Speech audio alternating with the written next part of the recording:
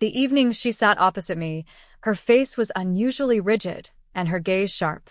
She drew in a long breath and then said plainly, "I want a divorce." I said nothing.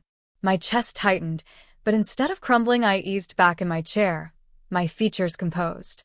Her reaction was priceless. She looked stunned, as if she'd expected me to beg or break down. What she didn't know was I'd been suspicious for some time. The furtive whispers with her closest friend, the late-night calls, the smug little smiles, all of it pointed to something hidden. She fancied herself clever. I had been watching. It turned out her friend had coached her. "Tell him you want out. He'll fall apart, and you'll know you own him." Their plan was to weaken me, to humiliate me. They didn't reckon on how wrong they were. For 4 days, I kept living exactly as before. I cooked, I worked, I laughed, and I slept without disturbance. My wife's patience frayed. She searched my face for any crack, but I showed none. Quietly, I was laying the groundwork for my own response. While she waited for the spectacle of my collapse, I reviewed our finances. I found careless spending and transfers into an account she had kept hidden. I didn't confront her then.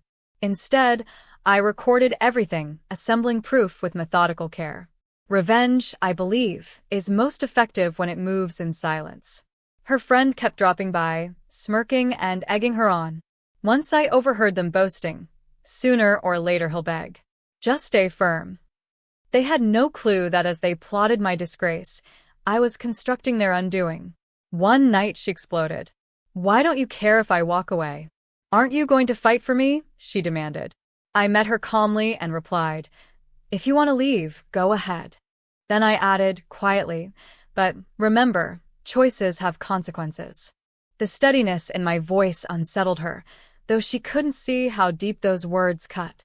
The following week, I transferred funds from our joint account into a private account in my name. I retained a lawyer, handed over the evidence of her secret expenditures, and filed for divorce on terms I set. By the time she grasped what was happening, her cards declined, accounts were frozen, and the money she'd squirreled away was entangled in the legal case. She panicked and ran to her friend for support. The friend had nothing practical to offer, only hollow reassurance. When I finally confronted my wife, I put the bank statements, screenshots, and legal documents on the table between us. "You wanted this to be a game?" I said, voice cold. "I don't play to lose." Her color drained.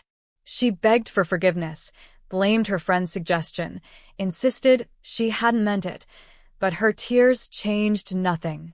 In court, she lost nearly everything. The house, the finances, even the car were handed over to me because of the reckless transfers and the betrayal they exposed. Her friend disappeared the moment trouble arrived, and my wife was left to endure the consequences alone. She had imagined me groveling at her feet. Instead, she stood at the curb with a single suitcase, looking at the man she had expected to plead. I didn't shout or curse. I closed the door gently behind her and let the silence complete what I had begun. Her friend had been wrong. I did not beg. I made sure they both learned an awful lesson. When someone toys with the devotion of a loyal man, that devotion can become the coldest retribution they'll ever face.